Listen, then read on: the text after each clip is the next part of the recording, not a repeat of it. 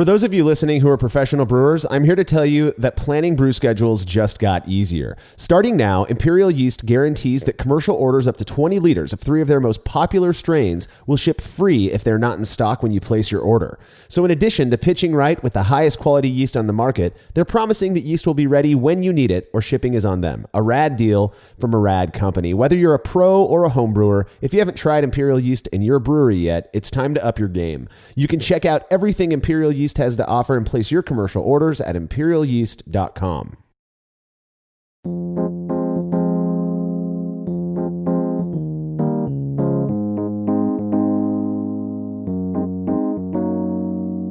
Happiest of holidays to all of our listeners. Christmas is right around the corner. The new year is upon us, and we've made it to our 120th episode, which means it's time for yet another Brü A. Joining me to answer a bunch of questions submitted by listeners over the last few months is contributor Matt Del Fiacco. Hey, Marshall, happy holidays to you too, man. It's not quite feeling like it here in Illinois. It is not a lot of snow. It's fairly warm, actually, which is weird. But knowing Illinois, it could be snowing tomorrow, so I'm not too worried about it.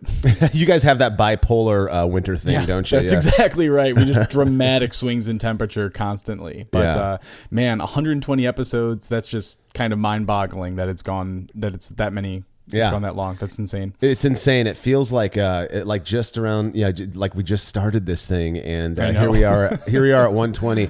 And you consider the fact that each of these shows is roughly, a bit over an hour long. I mean, that's 120 plus hours that we've been blowing hard on these microphones here. That's crazy. That's crazy to think about and just put it in that scale. I know. Well, these are always really fun shows. I like answering questions, which are typically about brewing, though. We're not going to shy away from anything. The list of questions that we have is quite long, so we're not going to be able to get to every single one of them in this show. If you have submitted a question through the proper channels, which is feedback@brewlosophy.com, and it doesn't get addressed today, it may very well make it on our next Brü A episode, which will be number 130. We try to do these every 10th episode. Now, some of you may be wondering if there's going to be another holiday special like we did last year. Unfortunately, I just don't think we're going to be able to get everyone together in time this year. It's been kind of hectic. The month of December for all of us, Tim, Jersey, and all of our other friends, has been pretty hectic. So we may not get around to doing that, but we are going to try to continue bringing our regular shows, and we do have this Brü A here for you. So, being that it is the end of the year, I've been reflecting a bit on where we're at, with show 120 and all, and how we got here. And in doing so, I felt compelled to express just how much I appreciate the support of our patrons, those who pledge a small amount of money at patreon.com/brewlosophy each month to support our efforts. There's absolutely no way we'd be able to do this without our patrons, especially the way that we do it and as often as we're doing it. So if it weren't for you guys, we would not be here. Again, it's just that simple. We're really thankful for your guys' support. If you're unfamiliar with Patreon, it's a platform where people make a monthly pledge and receive rewards for their support. Our most popular one being a unique monthly discount at YakimaValleyHops.com and inclusion in a monthly live Q&A with somebody in the brewing world. I've been getting folks scheduled for 2020, and I think patrons are going to be very pleased. In fact, I kind of sought the advice of patrons for who they'd like to talk to in 2020.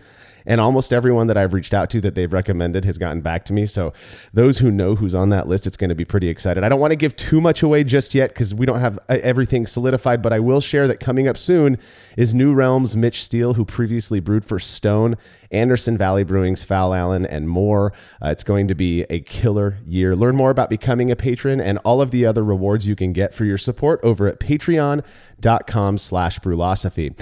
Feedback is brought to you by Brewers Hardware, who have an array of amazing purpose-built stainless brewing products to improve your brew day. If you're looking for a high-quality pilot brewery, make sure to check out their BH15 single-tier system. It's absolutely beautiful. Comes with a hard plumb manifold to eliminate all hosing changes during the brew process. Head over to brewershardware.com to see what they're all about, and make sure to mention Brewlosophy at checkout to receive a free gift. Again, that's brewershardware.com. Okay, Brian from the great, I'm going to see if I can say this right, SweGenerieBrewing.com, a fantastic blog, wrote in with a bit of feedback on our last the latest gelatin episode. Now, keep in mind, Brian is a very scientifically minded dude who knows his shit. I've always viewed him as being incredibly credible, if you will. So he said this: whoever told you that it's impossible to denature gelatin by boiling is completely and utterly wrong. Measuring gelatin denaturing in solution is how many biochemistry students are taught to measure protein structure by processes such as DSC.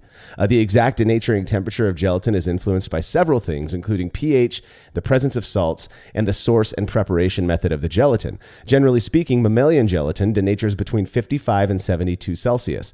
If you re-solidify and re-denature the gelatin, the denaturing temperature increases to 75 to 90 C. I suspect that whoever told you that gelatin denaturing was impossible was looking at denaturing plots of pure gelatin in the absence of water, which denatures around 175 C to 250 C. But those curves ignore the effects of water, pH, and salts on protein structure, which are significant. Matt, what say ye about this feedback? What in the world could I possibly add to that? I know that is, but that's the thing. That's amazing information and great knowledge, and I'm super thrilled to have gotten it and like just be able to tuck that away into the knowledge bank. You know, like that's a really insightful comment, and I think that makes a lot of sense. Well, so I don't know if again, I am not a chemist. I'm not a gelatin expert by any means, but I have boiled gelatin in the microwave with water and then use that to fine beer, and it works perfectly fine. No pun intended. It works good. So I don't know if denaturing was the right term that I should have been using. But it sounds to me, I mean, like I said, I take what Brian says as being true. He's a smart guy. So he also had something else to say about that show. So I'm going to go ahead and read through this as well. He says, the recommendation that gelatin be dissolved at 70 C and then quickly added to the beer rather than boiled is also taken straight out of practices determined in the food industry to optimize clearing. In all honesty, brewers use gelatin at much higher concentrations than is needed. So optimizing how we prepare our gelatin probably isn't necessary. Regardless, the goal of only heating to 70 C then cooling fairly quickly is aimed at maximizing the binding ability of gelatin. I think Cade alluded to that a little bit. He did. And then Brian says, gelatin is merely fragments of a larger protein called collagen, which we know. And when you buy gelatin, it is in this chopped collagen form. You can think of it as short rods of 3 collagen molecules tightly wound around each other. When denatured, these rods unravel into 3 floppy strands. As the denatured gelatin is cooled, it forms one of 3 structures. The original rod-like collagen triple helix, large mesh-like network made of those individual gelatin strands being woven into a net-like structure, or random coil gelatin, where those individual gelatin strands fold back on themselves. Yeah, I think that is super, super fascinating. And I am really curious, like, in what other ways we could play with the use of gelatin. I'm actually like drawn to the comment that brewers are using too much gelatin. I know. Or not, that's the wrong word, not too much, but like such high concentrations of it that are likely necessary. Yeah. That really speaks to me is like, how much could you, quote unquote, go wrong in this process and still have enough gelatin to get the job done? Yeah. And like it all works. So I think that's a really, really great comment. I'm really interested in that impact. So yeah, we've done an experiment comparing our normal use gelatin, which is a half a teaspoon for a 5-gallon batch, to an entire packet of gelatin. Right. I'd be interested to compare now our normal use with maybe half that amount and see if it does the same thing. Definitely. Again, grist for the proverbial mill. So I really appreciate Brian sharing that information. Like I mentioned in the episode, in that episode, again, I'm not a chemist. I don't know gelatin that well. So it's nice to hear from somebody who's much more intelligent than me. And I highly recommend you guys go check out his blog, Sui Generis. It's so good. Yeah, it's good. It's such a good blog. And he is a really, he's a good writer, definitely like able to digest the information really well and spit it back out in such a way that, typically just everyone else can understand it. Yeah.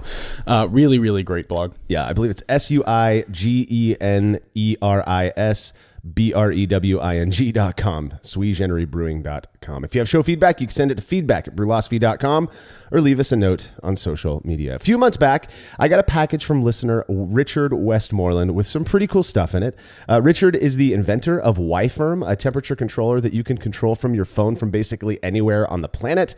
All you do is log into the app, make your changes, and it'll change your temperatures at your home in your fermentation chamber. So there was that in there, which I immediately set up. Then there was also a couple bottles of a sour beer that Richard brewed, and I shared it with my friends. 1 minute beer review with Jersey and Tim.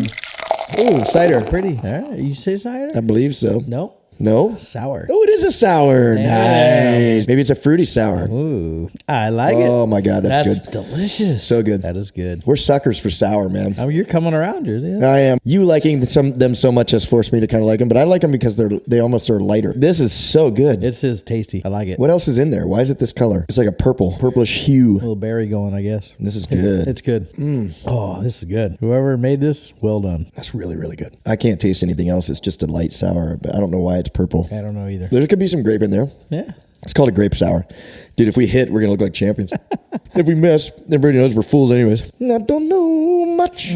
That's good. But I know I love this beer. I'm going with 10. I'll give it 10 too. That's a 20.2. I'm not typically into fruit beers very much, but I am 100% with the guys on this one. This raspberry sour beer was absolutely delicious, super complex, perfect level of acidic tartness that balanced this very strong raspberry flavor so well. I've only had a few Jester King beers, but Richard said that he poured the dregs of atrial rubicite, I believe is how you say it, from Jester King. He's at Austin, Texas. Beers he poured the dregs into this raspberry sour beer. I believe that's how it got its sour character. And man, I'll tell you what, Jester King's pretty good. I've liked their beers, but I think Richard's is right up there with them. Excellent beer. Yeah, I personally love raspberry sours. Like I think it's called Framboise is the like raspberry lambics. Right.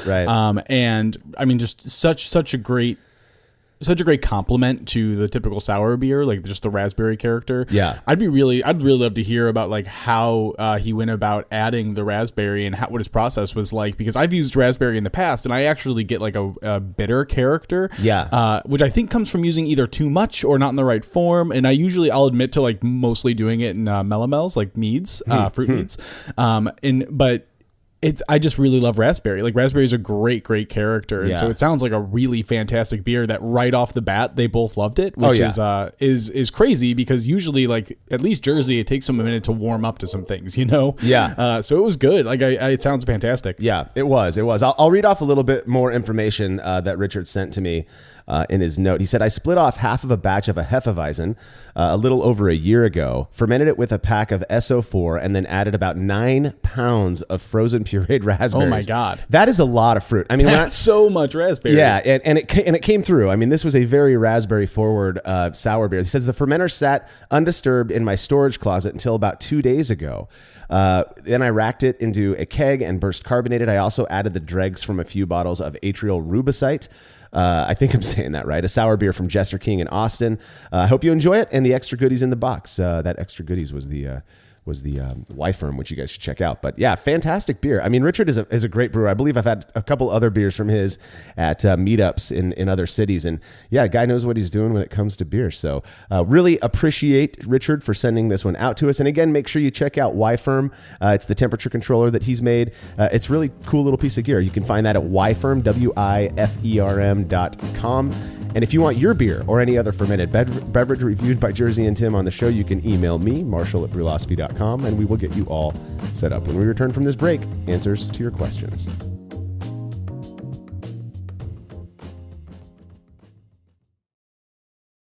As every brewer knows, the best beer requires the best hops, which Yakima Valley Hops provides fresh from the source to brewers around the world, carrying everything from classics like Cascade to modern favorites like Galaxy and Mosaic, as well as other ingredients and gear. Yakima Valley Hops has it all. And don't forget to check out their new podcast, The Late Edition, where the YVH crew goes into depth on our favorite plant with industry experts. Head over to YakimaValleyHops.com now to see all they have to offer and subscribe to The Late Edition wherever it is you listen to podcasts.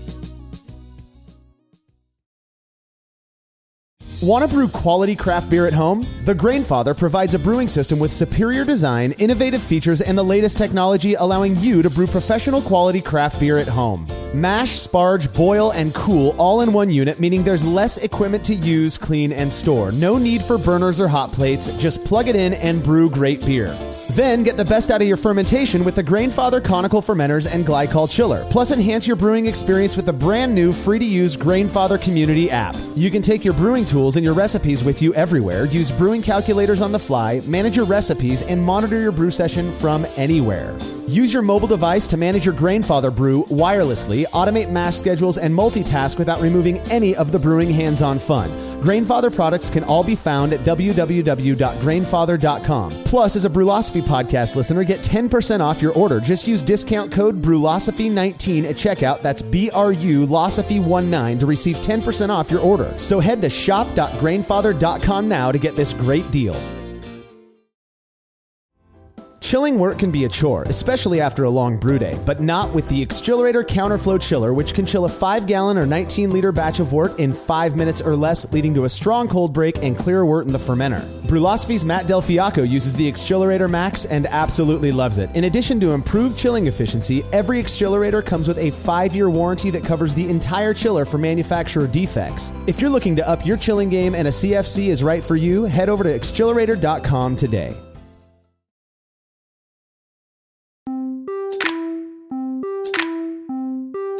All right. Well, we received a ton of questions over the last few months, so why don't we just jump right into this thing by starting with one submitted by listener Christopher Brown from West Virginia. He says, non-brewing related question here, but I've been wondering, as a dad and husband, how many beers would you say you drink per week? Is your wife okay with you drinking lots of beer? My wife strongly supports my brewing, but seems to be worried that I drink too much beer, even though I tell her I just thoroughly enjoy the taste. If you drink lots, how are you keeping the beer belly? Keeping off the beer belly. There we go.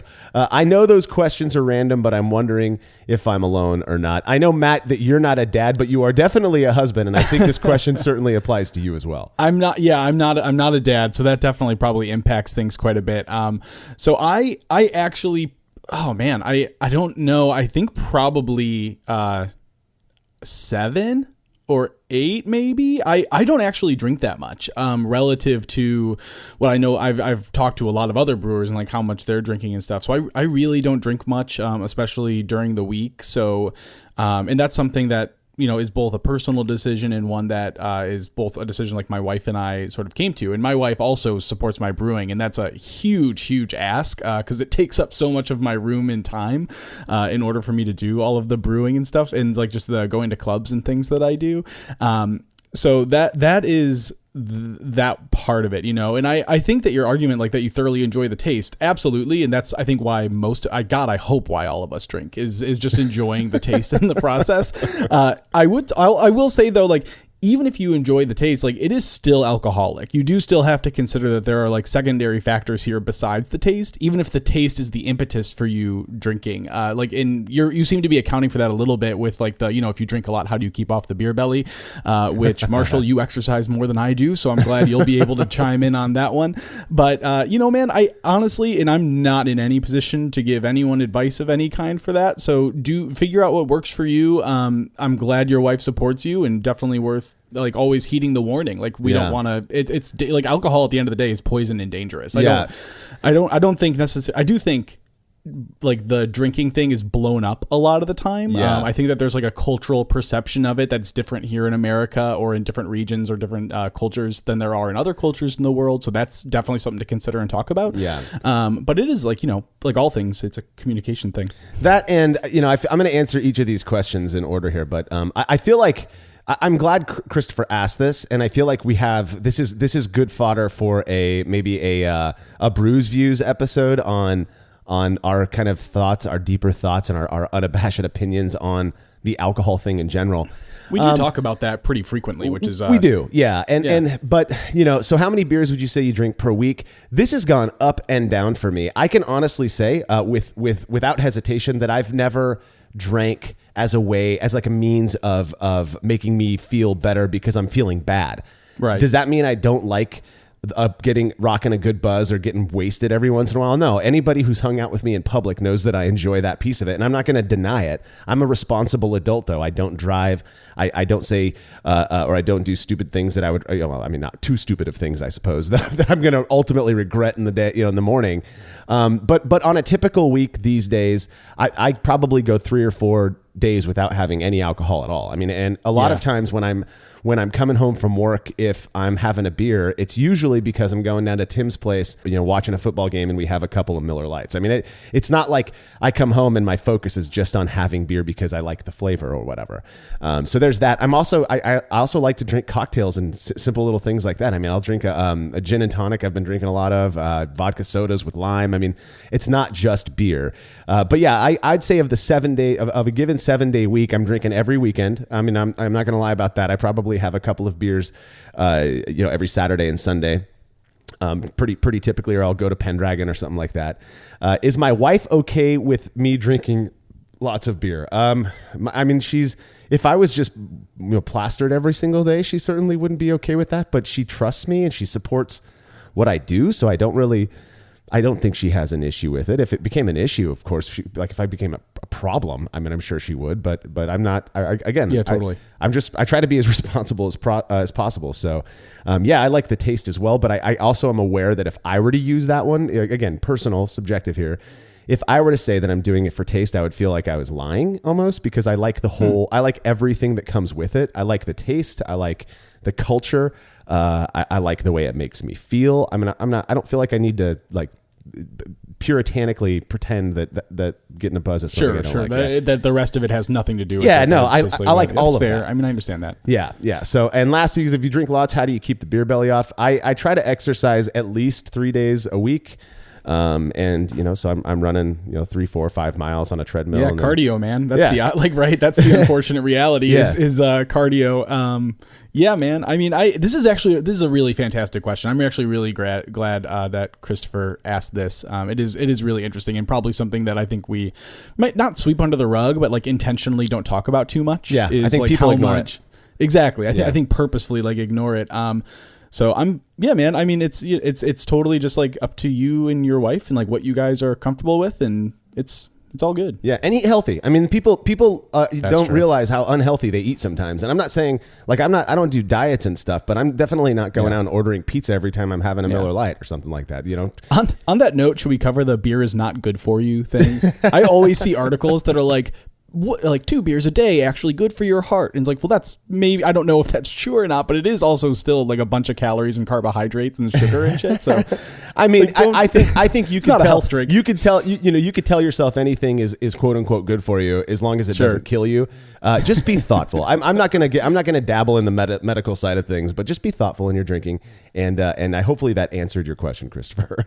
So the next question we've got here is from Todd Rush, and Todd says that I made a session IPA a few months ago, and after a couple weeks in the bottle, it tasted kind of sour. Not sour as in a sour beer, but sour like somebody hadn't cleaned their lines in a while. I decided to let it ride and taste every couple of weeks. After about 2 months in the bottle, the beer is drinkable. The sour taste was gone. Unfortunately, because it was an IPA, so was a lot of the fresh hop flavors. What's the deal with that? That's a good question. If when I hear sour, I think tart. When I hear contaminated, I think of things like bad beer lines and perhaps something else, maybe a little bit of funk in there. If it tasted like somebody hadn't cleaned their lines in a while, the easiest way past that, in my opinion or in my experience, is to pour enough beer off so that you're actually pulling beer from the keg and see if that tastes bad or not. I've been to a lot of homebrewers places where they set up a kegerator or a keezer or whatever, and it's our first pour for hanging out at their house, and they just go and pour direct off of their faucet without purging those lines. That beer is never good, in my opinion. It's the same if you go to a bar. It's the reason you see them start pouring and then filling the glass. So I don't know if that's what Todd's referring to. If the beer that's actually in the keg, so you've got those lines clear, if that beer is tasting, whatever it is he's saying is this sour character, then the only thing that I could come up with for that is either the two thoughts that I had. One, you got a contamination somewhere. You picked up some sort sort of bug. And that sucks. There's no way around that. But the other thing, it could be something in your process, like an ingredient that you're using.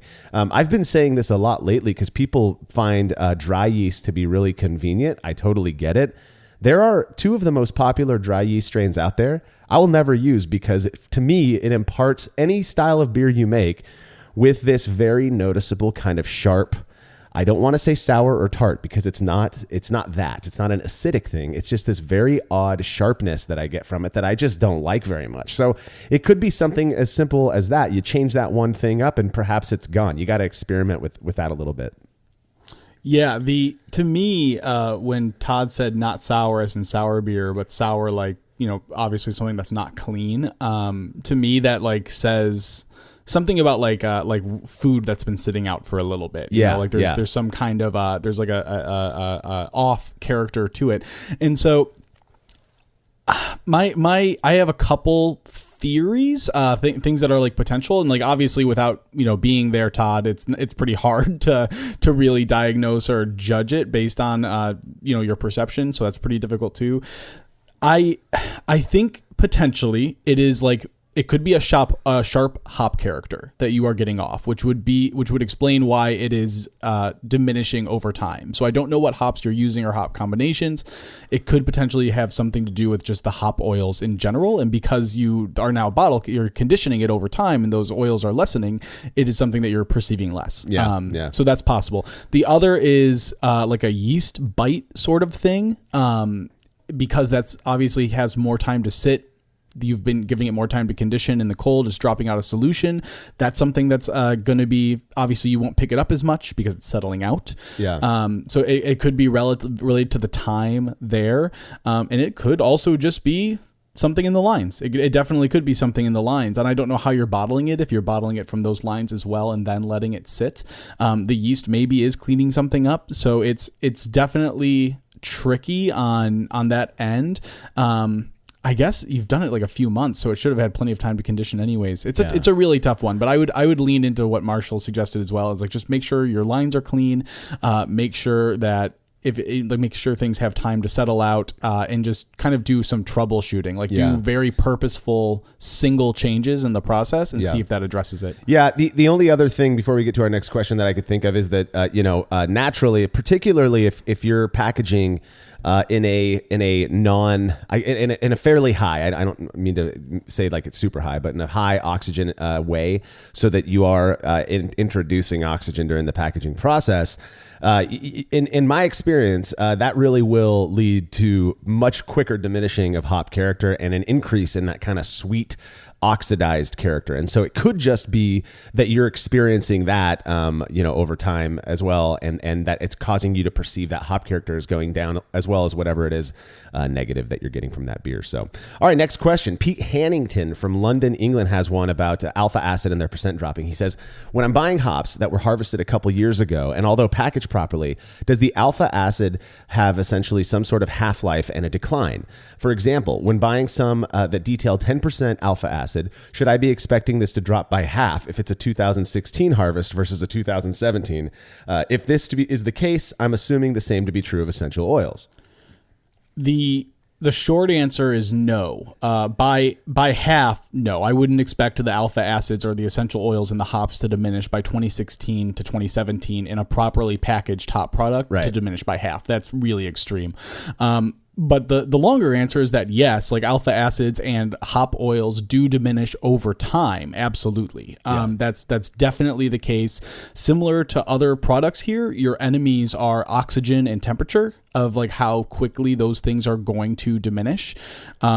Hops are typically, if properly packaged, they're packaged in bags with an oxygen barrier, and they're usually like flushed with nitrogen. Mm-hmm. Then they recommend cold storage, and like most of the places where you're getting hops from store their hops in cold storage. Between that 2016 2017 harvest, so you are gonna, between those two, like 2016 and 2017, you're looking at very similar levels of alpha acids and oils for sure. Like they won't be exactly the same. You're totally right. And that's both because the 2016 and 2017 likely have different alpha acids because of the harvest anyways. They're likely they're different products at a certain point, but also because of, time is going to impact how much there is. Yeah. Now, that said, I know we've done some experiments on aged hops. One was significant, one wasn't. It would be a cool thing to test again with like an IBU test as well.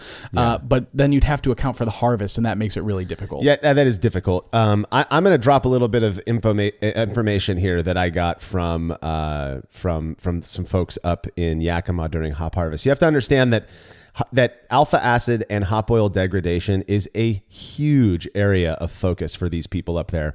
And there's some stuff going on, some research that's going on right now. I can't point anyone in the right direction. This is literally just, talking shop with people up there when we're out at farms and whatnot. But a little bit of nugget of information that I took with me from the 2019 harvest was this. Apparently, so you mentioned, Matt, that it's time and temperature, right? And oxygen. You want to reduce oxygen as much as possible. If you go up to Yakima during hop harvest or any time of the year, really, there are these huge cold warehouses that they keep absolutely frigid. I mean, it is freezing and below freezing. I think they keep them at like 10 or 15 degrees Fahrenheit, which is, 4 or 5 degrees C. It's absolutely freezing cold. And that's how they store their hops. Well, the other thing that they do, as anyone who's ordered from Yakima Valley Hops is very well aware, is they suck all of the oxygen out of the package with the hops as well. Those are two of the biggest, the prime, killers of hop character, if you will. Now, I was talking with, I forget who it was up there, but I believe we were at CLS Farms, and somebody had mentioned, these homebrewers get up in arms when let's say they get a bag of hops from Yakima Valley Hops, they open it up and use it that first time, and then they feel like they just have to put it in a vacuum sealed bag and suck all that air out and throw it in the freezer.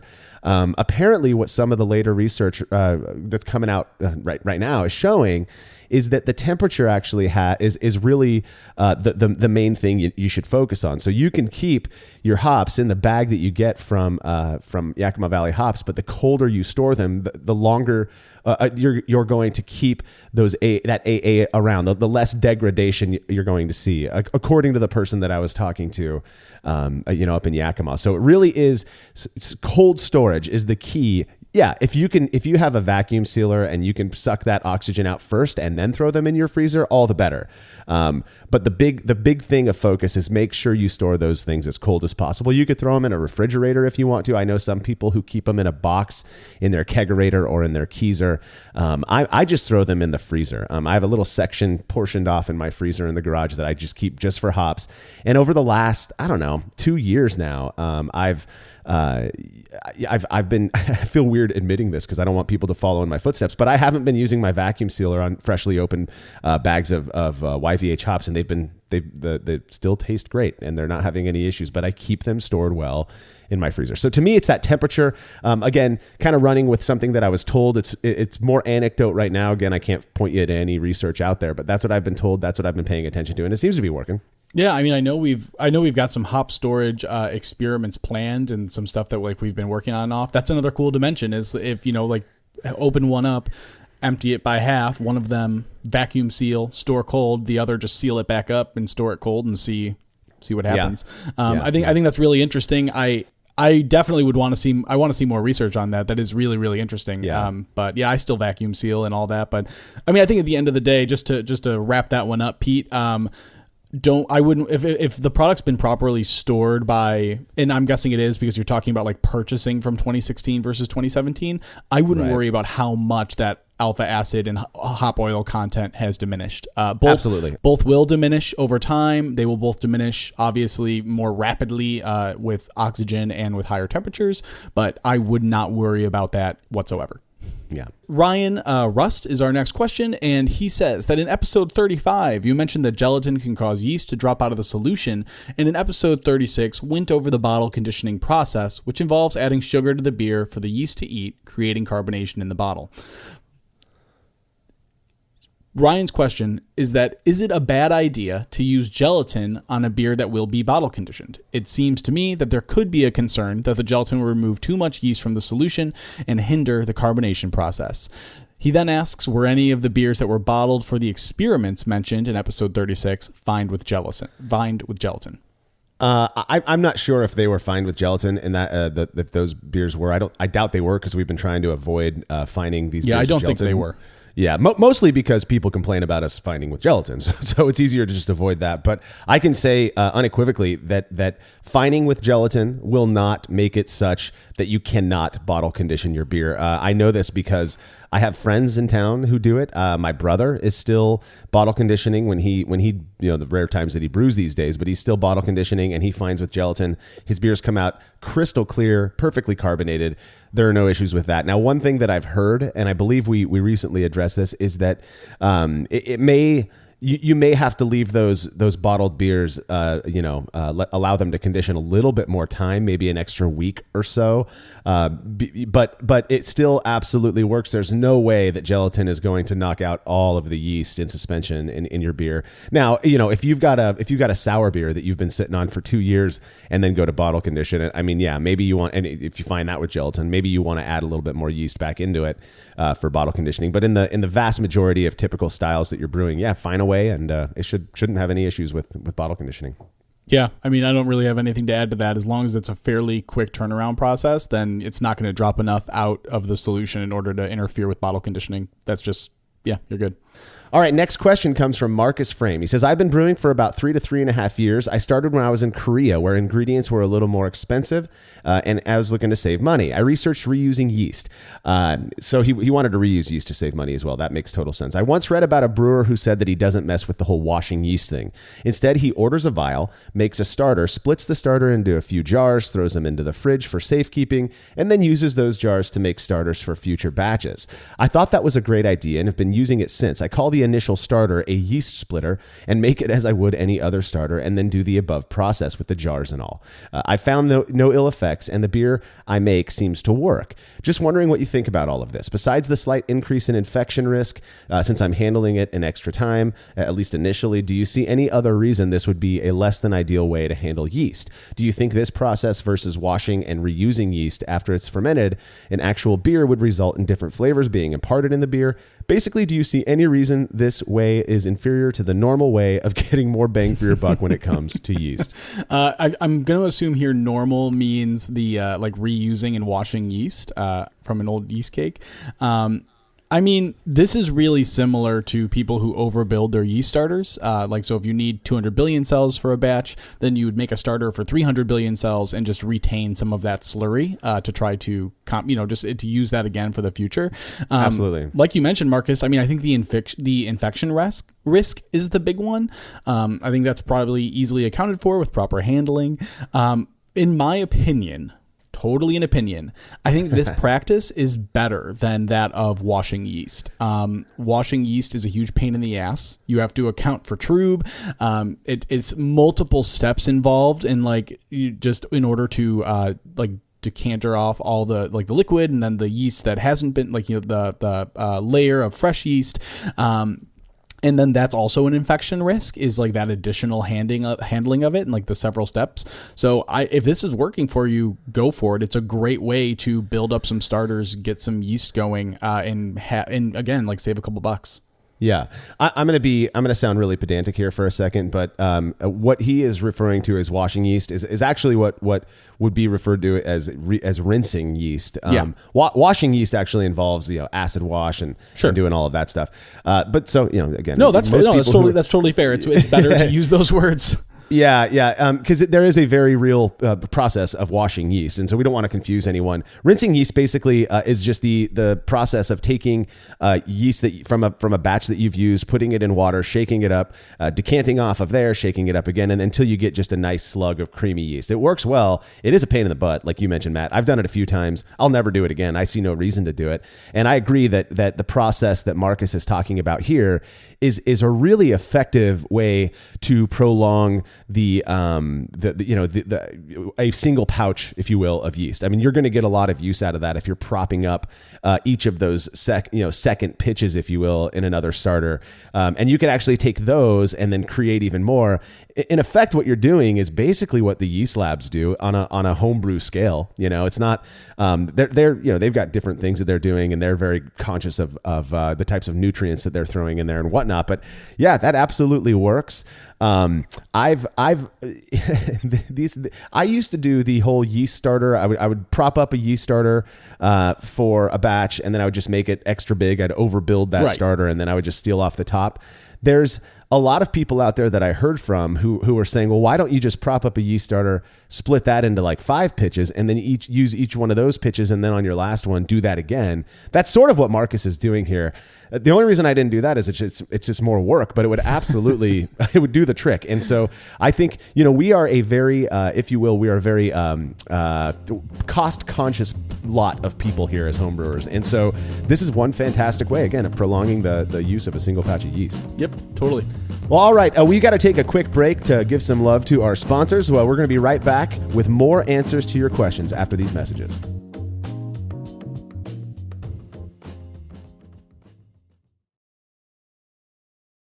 After a long brew day, the last thing I want to do is waste more time chilling wort. I've tried so many different options, and ultimately I settled on the super efficient immersion chillers made by Jaded Brewing. With the King Cobra and Hydra, I'm able to chill my entire batch of wort from boiling to just a few degrees above groundwater temperature in as little as 6 minutes. If an immersion chiller is right for your brewery, then do yourself a favor and check out all of the rad options Jaded Brewing has to offer at jadedbrewing.com, and be sure to let them know Brewlosophy sent you. BrewersFriend.com offers everything needed by brewers of all levels, from the novice to the seasoned professional, including their feature-packed recipe builder that allows brewers to track their progress and record all data to improve brewing consistency. Brewers Friend also offers a slew of new features to cater to the professional brewing industry, such as groups, which allow multiple users to access one brewery account, tank tracking, which tracks the current status of any vessel, as well as inventory projections and custom alerts. Head over to BrewersFriend.com now and use code PODCAST at checkout to save 10% on your membership. Again, that's code PODCAST at BrewersFriend.com. When dumping wort-soaked grain in leftover low-gravity wort while cleaning up after a brew day, do you ever wonder what your true efficiency would be if that wort made its way to the kettle instead? Using the brew bag, a fabric filter for all mash tuns and brewing methods, allows you to capture every last drop of wort. Not only does this increase kettle efficiency, it lowers your grain bill, which saves you money. Throwing wort in the trash is like dumping a 12-pack down the drain and just doesn't make sense. Use the brew bag and leave no wort behind. I've been using these filters for a long time and recommend them to everyone. I never have to worry about a stuck sparge, and cleanup is fast and easy. Go grab yourself a brew bag fabric filter at brewinabag.com and be sure to use code TBP17 at checkout to get a discount on your order. Family-owned Atlantic Brew Supply is the largest homebrew shop in the Southeast. No gimmicks, no multinational corporate overlords, and no BS. They offer exclusive malts, yeast, and more from local artisans, as well as award-winning recipe kits. They also sell professional brewing gear and cask equipment from sister companies ABS Commercial and Cask Supply. Most ingredients are available by the ounce, plus Atlantic Brew Supply has an on-site calculator to help you craft your best brew. Orders are processed same day, and 2-day shipping is guaranteed for East Coast customers. Get 15% off your first order using promo code BREWPOD. That's BRUPOD at AtlanticBrewSupply.com.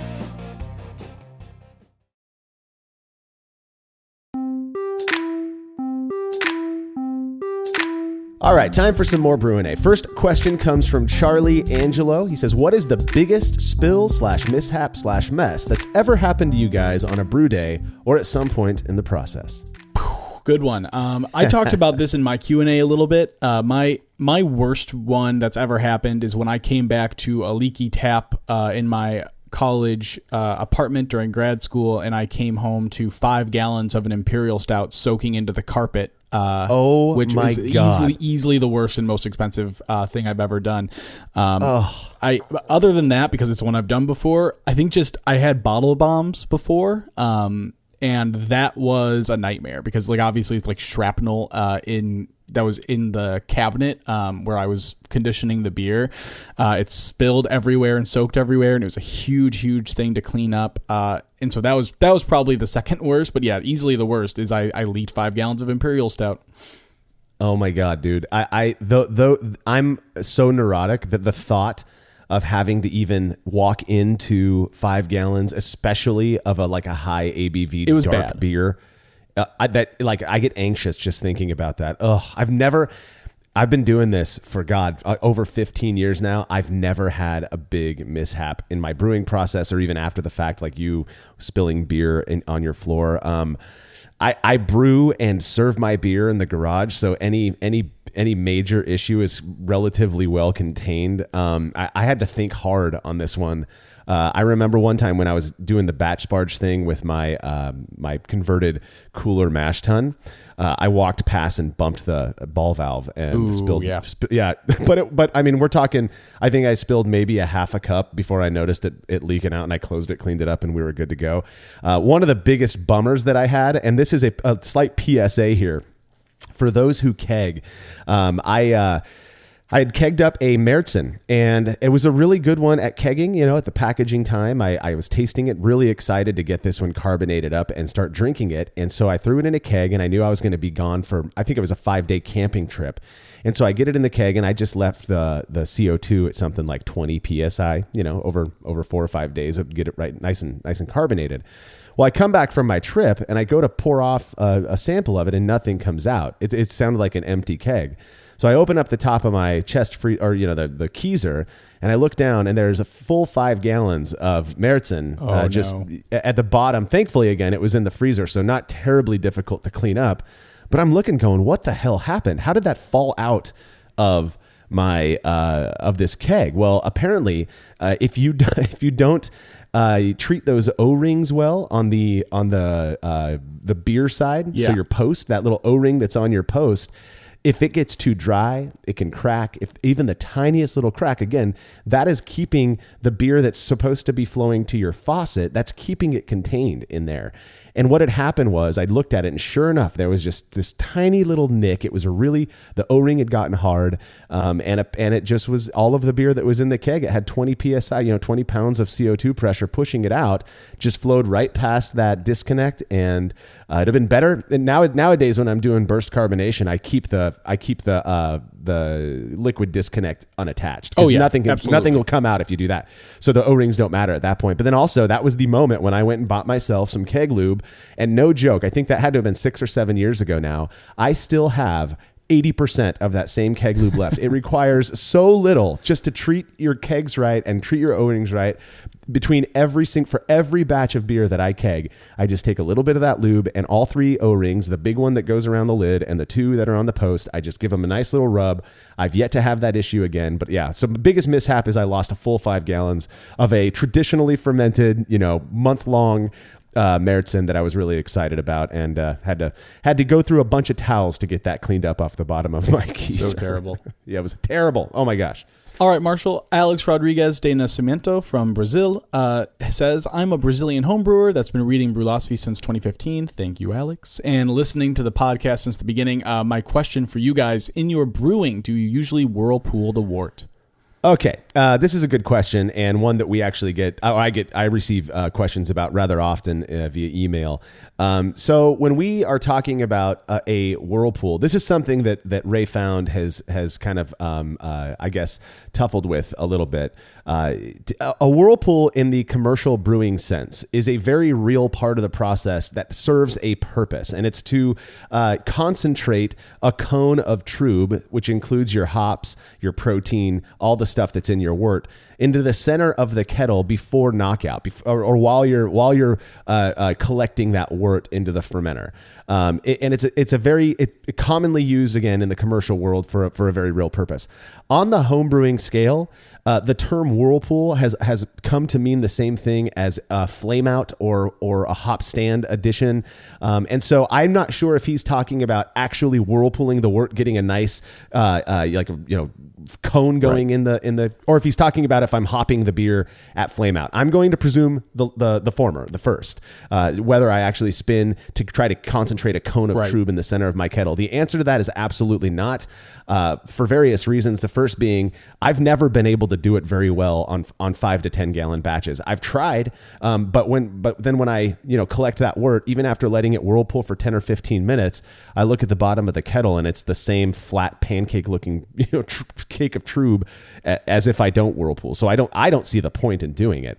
I know people who brew with who use pumps to do this, and apparently to really get a good whirlpool going, you got to have a bigger chugger pump or a March style pump, not one of the small solar pumps that I've used just for recirculating during the mash. That's just not powerful enough for me, at least, to create that whirlpool effect.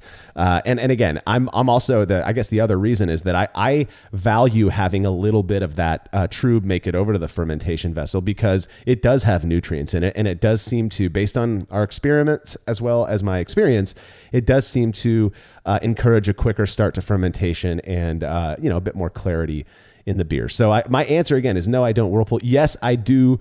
Sometimes I'll add hops post, after the boil is complete, though I don't do that very often either. But that, if that's what you're asking, if I do like whirlpool hop additions, yeah, sure. I have no issues with that, but I do not intentionally spin up my wort to try to form a cone at the bottom of the kettle. I also don't, in both versions of that question. I don't whirlpool. I do care if trube gets over into the fermentation vessel and my kettle doesn't pull from the bottom very well. Like it leaves, once I have the wort, it doesn't really pull trube. It pulls it a little higher than that, so that's not too much of an issue for me typically. Otherwise, I might consider whirlpooling if it did pull from like the bottom. If I had a tube that pulled just like from the base of the kettle. And in terms of adding hops later, I almost never brew hoppy styles. Like I really don't. I don't even usually do the hoppy experiments, and so like I have to do a hoppy style by consequence. I don't think I've added hops after 5 minutes, which any late edition hop I do is going to be at 5 minutes. I want everything to get boiled to a degree. So I almost never, I wouldn't do a whirlpool addition for hops either anyways, if that was the case. So also no on both accounts. Well, we've done a lot of experiments on the hop stand and definitely looking at, as well as like a 20-minute hop addition versus a flame out hop addition that sits with the wort for 20 minutes. And it, on a sensory level, again, maybe there are some chemical differences between the two beers, but on a sensory level, people just can't seem to tell those beers apart. Perceptibly, they're pretty similar. I've had the joy of tasting these beers and of comparing them myself. And I'm telling you, I just think we overthink some things in brewing. And one of them is this idea of a hop stand / whirlpool hop addition. We've talked about this a lot. And I know that home brewers want to feel like they're doing what the professional brewers do. I get it. I get the impetus for wanting to do that, the motivation. It feels good.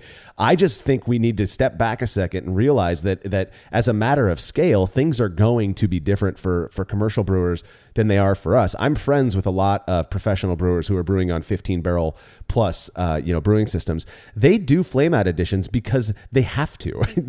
They're still getting, alpha acid isomerization during their flame out addition because of the volume of the wort, and so they're throwing in these flame out additions, understanding that it's going to be in contact with that wort for a long time. We don't have to do that. We have the ability to quickly chill wort. We have the ability to collect that wort very quickly. So, just something to consider. That is interesting. Like how, just like in that thought experiment, how long does it take you to chill and empty your 5 or 10 gallon kettle?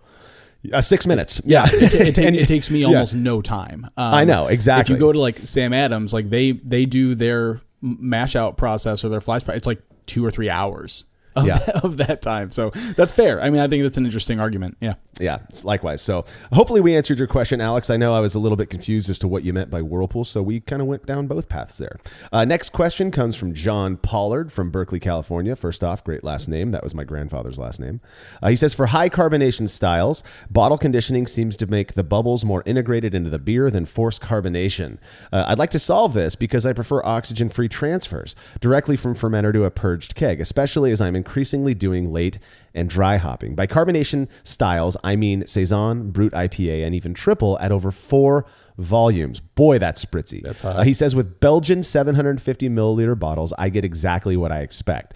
The price of that is doing the bottling process, which is both annoying and introduces oxygen. Forced carbonation of these beers has sometimes seemed more like broken regulator than something intentional. How can I get my forced carbonation to match bottle conditioning? I've given up on the quickie methods and I'm trying to let it sit on the gas for 2 weeks to really settle. Alternatively, I'm thinking that it might work to use a conical, dump the yeast, and then use the fermenter as a bottling bucket to minimize transfers. So I am really, really interested in this question because I've been on a carbonation kick lately, and like thinking about carbonation and its role in our perception of beer.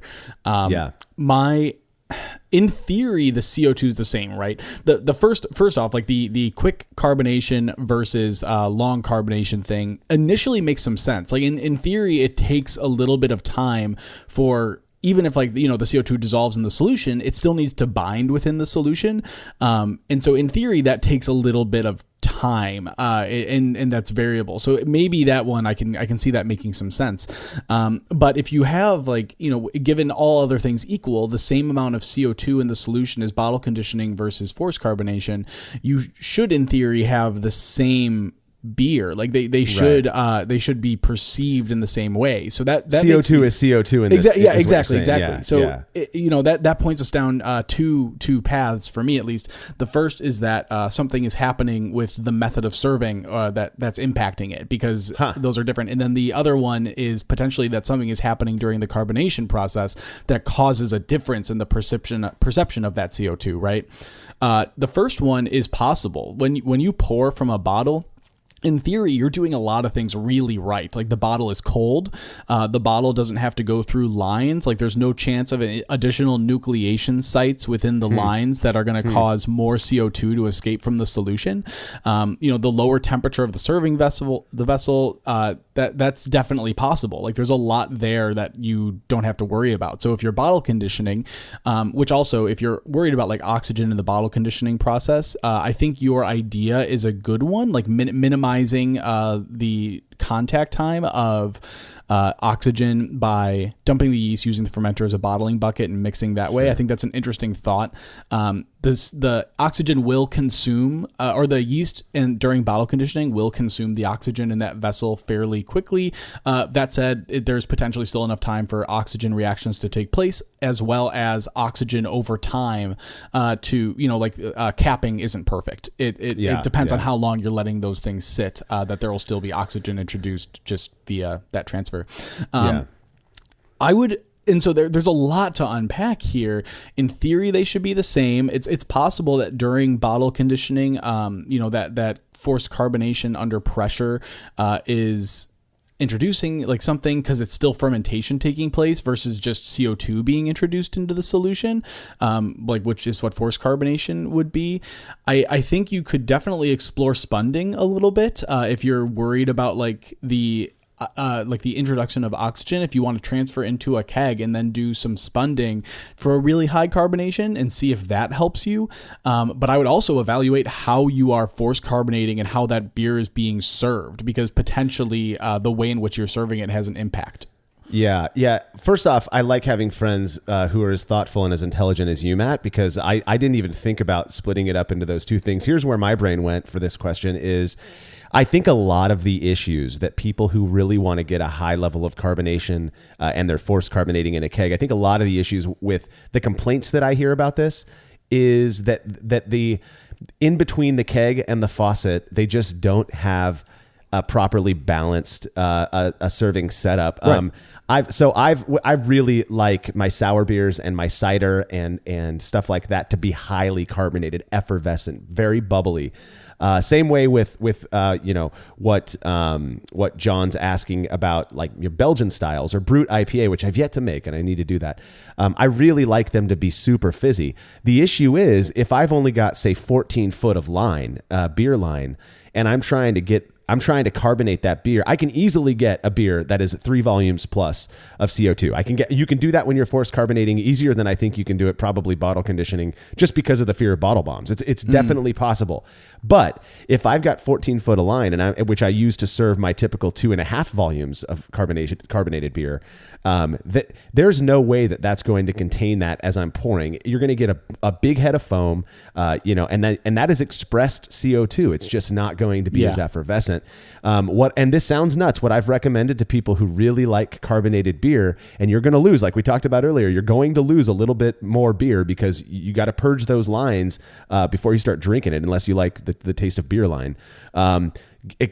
Go with 20 foot line, 20 foot of beer line. And you do that and you balance that system out. You're going to get a slower pour, but it's going to retain much more of the fizz that you want in that beer. And so that's kind of where my brain went, was on the practical kind of techie, or not, actual gear side, is just make sure your keys or your kegerator is balanced properly, because you're not going to be able to keep the gas in that beer if you're not serving it from one of the things. I had a friend who bought like one of those, I think Costco was selling like a Danby kegerator fridge, and it came with 5 foot of 1/4 inch beer line. And he's like, and he went and he put in a keg of like IPA that he got at Bevmo or whatever. And he's like, I cannot pour a decent glass of beer. It's either half foam or comes out flat. I said, dude, it's not coming out flat. It's getting flat as soon as it hits your glass, because you have a poorly balanced kegerator. So I just gave him some 15 foot of leftover beer line and fixed it right up. Perfect pours every time. So it's little things like that you have to consider when it comes to carbonation. Also, second idea, John, just to experiment, try keg conditioning versus bottle conditioning using sugar. I'd be pretty curious to see if, like, how your perception of it is if you use sugar versus CO2 in like the actual keg. And you can definitely do that in a purged environment, depending on how you purge, I guess. If you purge with liquid, like with a sanitizer, and then you force it out with CO2, you would have to force in like the bottle, the sugar solution. So that might be a little tricky. But it really depends on how you want to go about that. But that'd be another interesting venue or vector for you. And then, Marshall, I know we didn't talk about this too much, but just it's maybe try doing a triangle test. Maybe try serving them to yourself blind. Like, do a series of 5, and then 3 of them or 2 of them make them different than the others, and see if you can pick it out. And if you can, then again, definitely explore like all these other things. I really do think the beer line thing and like the nucleation sites introduced and also, like Marshall said, like the temperature difference of a tower or anything like that, and the amount of resistance introduced by those lines and balancing it out. That's definitely, I think, I honestly would lean into that as a potential thing. But there's always just like, one of them was done with sugar, one of them was done with CO2, and that can always introduce something. Yeah, people are very. I think people are quick to feel offended when the word bias comes up. That is not an offensive term. We are all biased, and there's nothing wrong with that. It's just a human thing. It's a part of being, a person, is that we are naturally biased, and it's one of the reasons that some people get up in arms about our experiment results, is because they're so married to this idea that a certain variable has some specific impact, and they've convinced themselves that they've tasted a difference because of something before. But expectation matters, and if we're expecting that bottle conditioning, in a 750 milliliter Belgian bottle is going to produce a different type of carbonation, quality of carbonation than forced carbonation, then we're probably going to experience it as such. So I like the recommendation to, triangle test yourself, see if you can't dupe yourself a little bit. But again, there are some other more pragmatic things you can try to change to test this one out. So, all right, Marshall. Simon Davies from Geelong, one of those two, Australia, says, how drunk are Jersey and Tim, particularly Jersey? I'm glad you picked up on that, Simon. When they do the 1 minute beer reviews. So we've kind of messed around with answering this question in the past, not so directly. Typically when we sit down and do the 1 minute beer reviews, we only do like 4 sessions a year, and it's with a fairly large amount of listener submitted beers. So I don't think you would be wrong to think that we're not pre-funking a little bit. We are usually, it's kind of a fun thing that we do, and we have a good time. And so we'll usually start somewhere around 1 or 2 in the afternoon, have a couple of beers, and then in between each beer, we've got cans of Miller Lite that are constantly flowing as well. I wouldn't say that they that when we're starting off, that first review of the day, that they're necessarily wasted. Depending on the beers that are submitted, though. I mean, we had a Utopias from Sam Adams submitted at one point. I think that's like a 40% alcohol beer. And the guys do their best to try to finish the samples that I serve them. So by the end of a beer review session, they can get pretty tipsy, and we end up. I mean, we've had a few times some funny stories that I don't think I've talked about. I think it was the second review session we ever did. So a couple years ago, Tim, Jersey, and I are over here, and it was summertime. And our plan was to go and have a barbecue afterwards, and we did. So we finish up. We reviewed about 8 or 9 beers, and Tim was acting funny. And next thing you know, he basically ghosted us. He was gone. Where the hell did he go? So we text his wife, and she says, "What did you do to my husband?" And so we walk down, he's 4 houses down from mine. So Jersey and I pack up our stuff for our barbecue over at Jersey's house. And we walk down, and Tim is, when we walk into Tim's house, we hear him singing, lying in his bed. So that's the thing. That's not typically how they end, but we try to look at it as a humorous thing. They want to get the most quality reviews out there for you guys as possible. So. Yeah, I think you're obviously the only one who can really speak to this. Jersey and Tim are a blast, and I just love them both, and I'm so excited it changes the way I hear the reviews. Is just because I know them, and I've done some drinking with them before. But they're a blast, and I'm really I'm thrilled to have seen them evolve over this time. It's been great. Well, love them or hate them, they are a quintessential part of the Brewlosophy podcast at this point, in my eyes. And so I'm not sure exactly how long we can keep the thing going. Jersey has a very hectic work schedule, being a fighter pilot. Tim will always be around. He and I are kind of the kind of planted here in this neighborhood and all that kind of stuff. So, but yeah, I love those guys as well. So, in fact, we just had a neighborhood Christmas party, and by neighborhood, it's basically just the Jersey family, the Tim family, and the Marshall family. So, all right, next question. James Morrison says, I was wondering if you could explain a little bit about using refractometers versus hydrometers. I see hydrometers tend to get used in all of the experiments I've read so far, and I've never seen a refractometer used for final gravity readings. Do you just prefer hydrometers? Do you trust the correction equations for refractometers? I've been using this one to correct for my final gravity readings since I don't actually own a hydrometer. Sure. I guess really quick, just for like a foundation to start from, a refractometer functions by measuring how light bends through a liquid, which determines density of the liquid, and a hydrometer works by measuring how much of a liquid is displaced by the hydrometer itself. So then, based on its own density, we can kind of get a gravity reading of the solution that it's in. Alcohol influences the way light passes through a liquid, and so that's why you have correction calculators used. Is if you do have the original gravity of that's determined by the refractometer, and then the final gravity, you can plug it into these calculators in order to account for the fact that alcohol is influencing the way that light is passing through the liquid. Right. It is not. Which is accurate enough, I think, for our purposes, right? Like, it sounds like, but from your last question, that you are a little concerned about the fact that you're using a refractometer for both of these purposes. Don't be. I think especially for homebrew purposes, I think the calculators are probably accurate enough to be useful for you, right? Like, you are probably getting an accurate enough answer. Personally, I use a hydrometer for final gravity because I don't want to worry about using the calculator. And also, full disclosure, I take a lot of pictures during my brew day, and I think refractometer pictures are boring. I don't know why. I use a refractometer for my original gravity, just because it's a little bit less of the sample, and then also because Also because I've broken a lot of my hydrometers, and that's just the reality. So if I'm handling a refractometer, I can drop it and it's going to be okay in theory.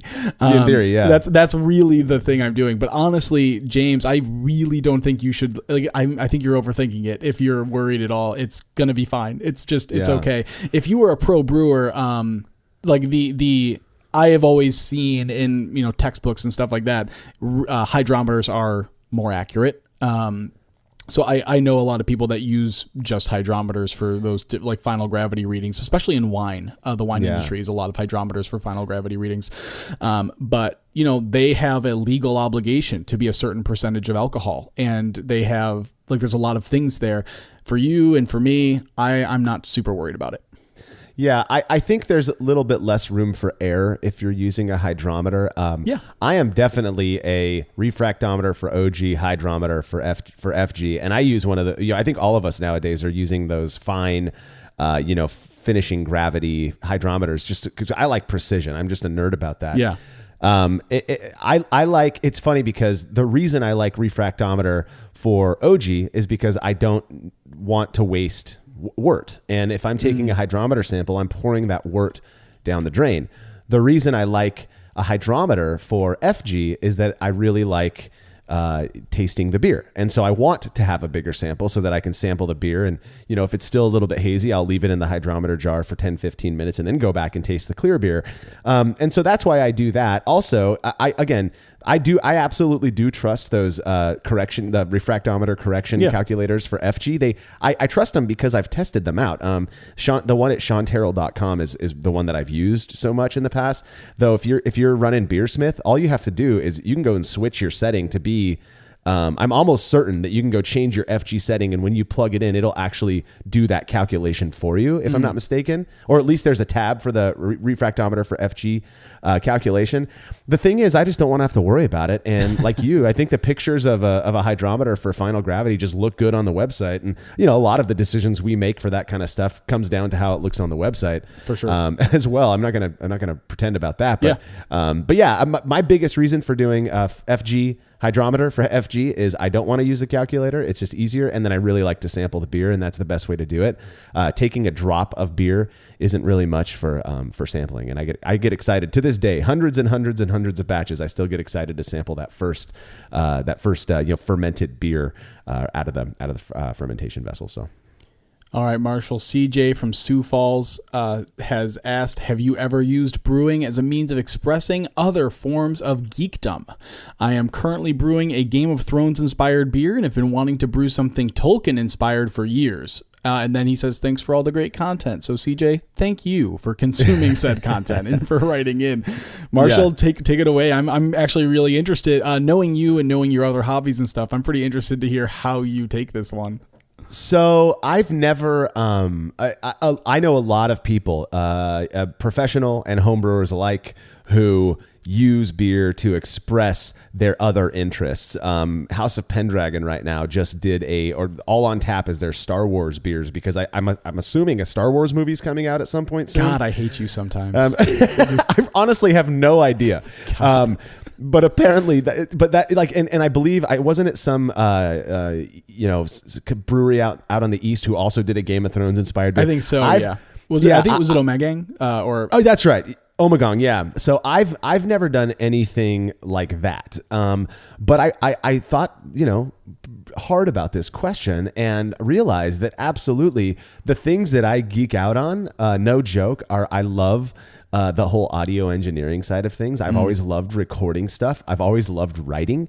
And so if you look at brewlosophy, the gestalt of brewlosophy, what that is it served as me blending these other passions of mine, being able to talk about beer in a way that's not just, who looks smarter, and look what I know that you don't know, but really digging in and doing the type of exploration that I do in every other realm of my life and the way that I think about it. So I feel like brewlosophy in general, both the website and the podcast, have served as this vessel for me to be the geek that I really am about something, beer and brewing, of course, that I absolutely love.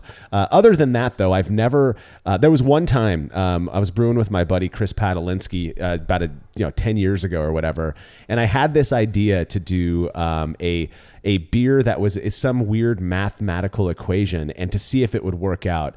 What's the term with the seashell? What's the word for that mathematical equation? I know what you're talking about. I forget what it's. I don't know I'm not even exactly. nerdy enough to remember what it's called. And but I wanted to design a beer with that that series of numbers. And when I put it all together, it just wouldn't work. I couldn't fit the golden. What do they call it? The golden rule. Not the golden rule, but whatever. I almost got it. Yeah. I did. But there was no way designing the beer in Beersmith. I was looking at it going, this is not going to work out.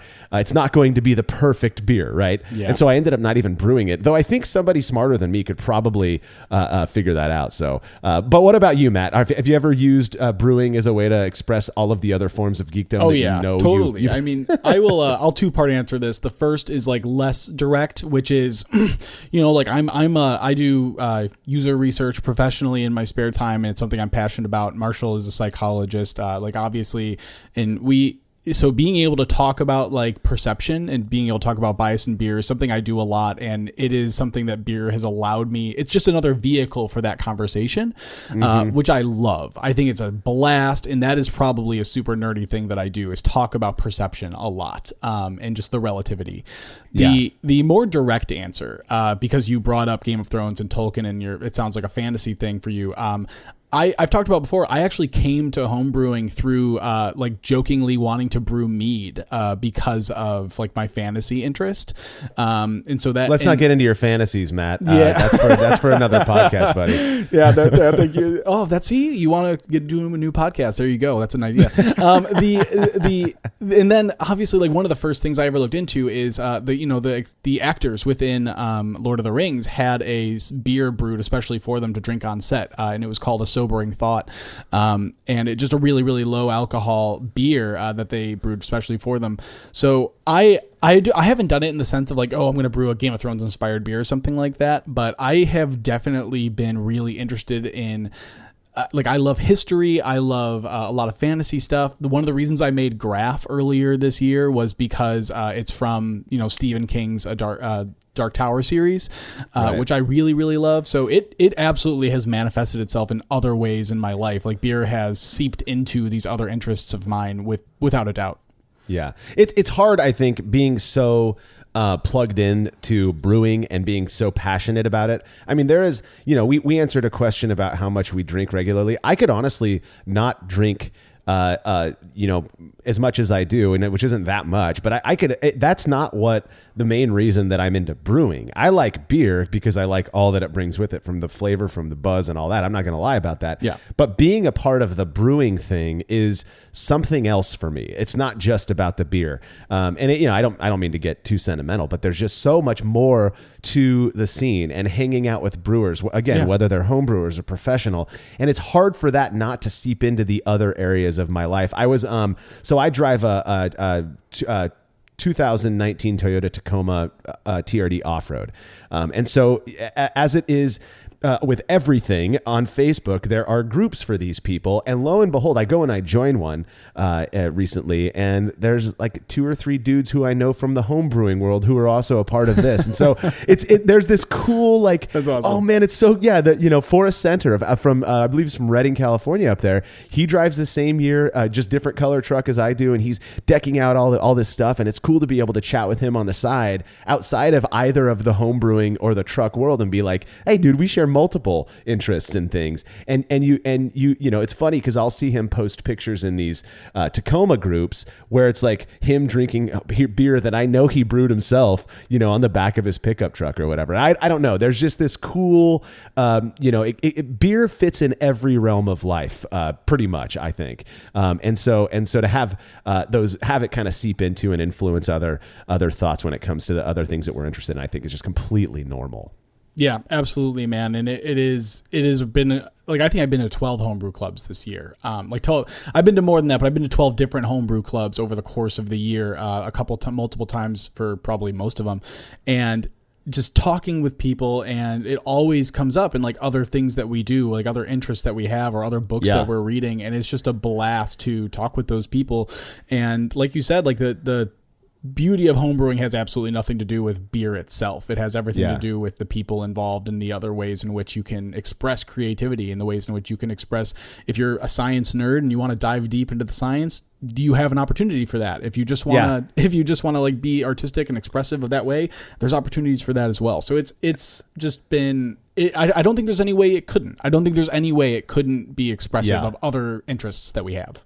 Yeah, as obsessed as we are with the beer thing at the very least. Oh, yeah, God, for sure. I know. Well, that is all the time that we've got for this episode. I want to thank everybody who has submitted questions for this show. And if you have any questions that you'd like us to answer on a future Brü A, again, email them to feedback@brewlosophy.com and make sure to indicate that it is for a Brü A in the subject line. That way I'll get it added to the list. Again, if we did not get to your question on this episode and you have submitted one through the proper channels, it's still on the list and we'll get to it on episode 130.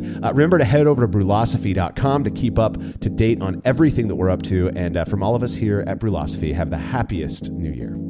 The Brewlosophy podcast is made possible by the generous support of our sponsors as well as all of our rad listeners. We seriously could not do this without you. Cheers to everyone who has subscribed and left a review of our show. It makes a huge difference. If you haven't yet, please consider doing so. Head over to brewlosophy.com/support to view a list of ways you can easily help us to continue producing this podcast. If you want a reward for your support, visit patreon.com/brewlosophy. Thanks again for listening. We'll be back next week with another episode of the Brewlosophy podcast. Until then, think beer.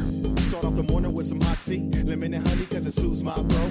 Put some herb in the bowl, yeah, it's homegrown. Ain't gotta go through the middleman no more.